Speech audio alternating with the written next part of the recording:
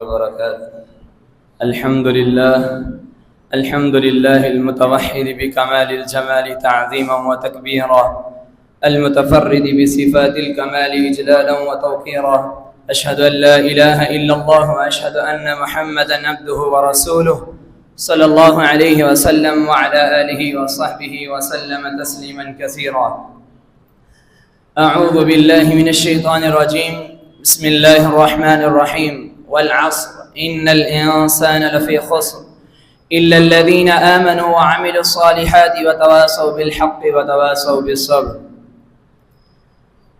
أيها الإخوة الكرام، قرآن کریم جو ہمارے لیے ہدایت اور رہنمائی کا ذریعہ ہے، اسی قرآن مجید کی ایک چھوٹی سی سورت جس کی تلاوت میں نے آپ کے سامنے ارشاد فرمائی، سورۃ العصر، جس کی 3 آیات ہیں.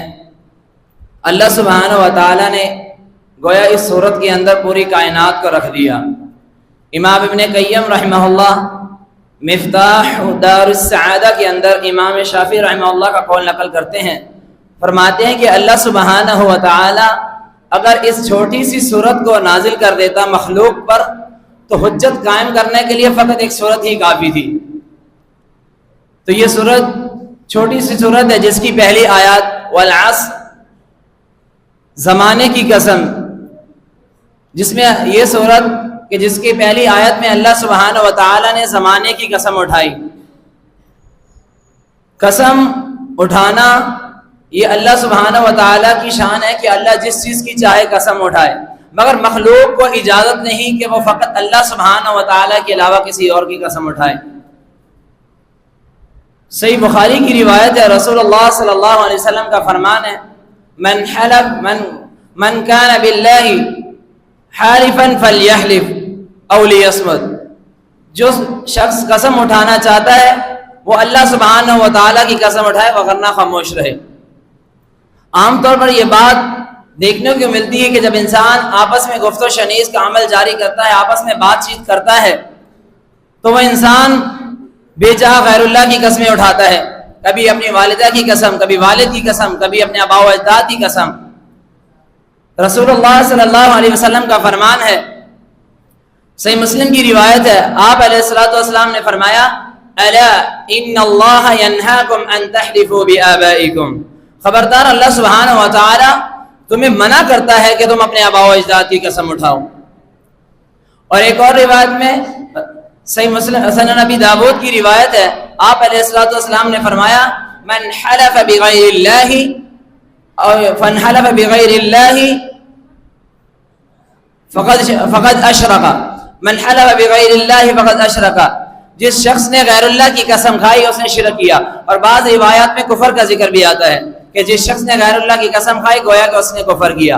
اس لیے جب بھی انسان کو قسم اٹھانے کی نوبت پیش آئے تو اللہ سبحانہ و تعالیٰ کی قسم اٹھائے. یہ صرف اللہ سبحانہ و تعالیٰ کے لیے خاص ہے کہ اللہ جس چیز کی قسم اٹھانا چاہے اٹھائے. اسی لیے تو اللہ سبحانہ و تعالیٰ نے زمانے کی قسم اٹھائی. زمانہ سے کیا مراد؟ وقت.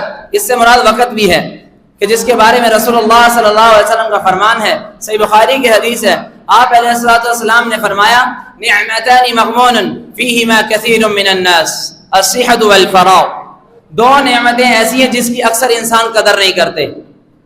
ایک ہے تندرستی اور دوسرا ہے وقت. وقت کا میسر آ جانا، وقت کا مل جانا، یہ بھی ایک نعمت ہے کہ جس کی اکثر لوگ قدر نہیں کرتے. اور دوسرا اپنی صحت کی بھی انسان قدر نہیں کرتا. وقت کی قدر انسان اگر کرنا شروع کر دے تو انسان کے لیے کیا ہی بات ہے.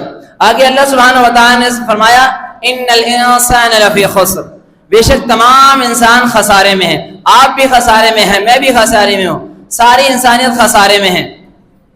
تمام کے تمام انسان خسارے میں ہیں. اس خسارے سے کون لوگ نکل سکتے ہیں؟ وہ اگلی آیت میں اللہ سبحانہ و تعالی نے فرمایا وہ 4 قسم کے لوگ ہیں جو انسان اس خسارے سے نکل سکتے ہیں. الا الذين امنوا وعملوا الصالحات وتواصوا بالحق وتواصوا بالصبر.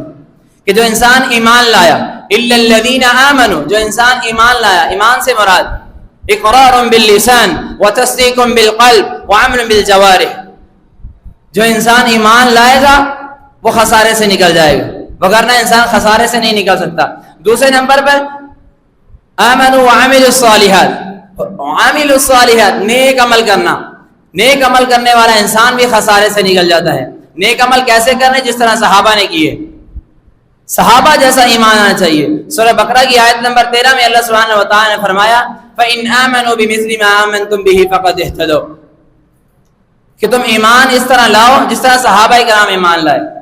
نیک عمل اس طرح کرو جس طرح صحابہ کرام نے کیے، تبھی تم ہدایت پا سکتے ہو، تبھی اس خسارے کی زندگی سے نکل سکتے ہو. آگے اللہ سبحانہ و تعالی نے فرمایا وَتَوَاصَوْا بِالْحَقِّ، اپنے اندر حق کی وصیت کرنا، حق کی تلقین کرنا، ایک دوسرے کو حق کی دعوت دینا. اور حق کی تلقین دو طریقوں سے ہو سکتی ہے. نمبر 1 ہے قرآن مجید، اور نمبر 2 ہے رسول اللہ صلی اللہ علیہ وسلم کی سنت.